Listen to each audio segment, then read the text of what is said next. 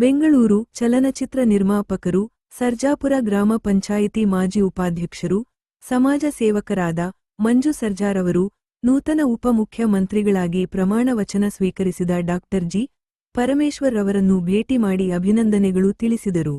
ಇದೇ ಸಂದರ್ಭದಲ್ಲಿ ಸುರಗಜಕ್ಕನಹಳ್ಳಿ ಗ್ರಾಮ ಪಂಚಾಯಿತಿ ಮಾಜಿ ಅಧ್ಯಕ್ಷರಾದ ಸಿಡಿ ಹೊಸಕೋಟೆ ಮುನಿಕೃಷ್ಣ, ಚಿಕ್ಕ ಹಾಗಡೆ ಮಂಜುನಾಥ್, ಕಾಮನಹಳ್ಳಿ ಶ್ರೀನಿವಾಸ್, ತತ್ತನೂರು ವೇಣು ಜೊತೆಗಿದ್ದರು.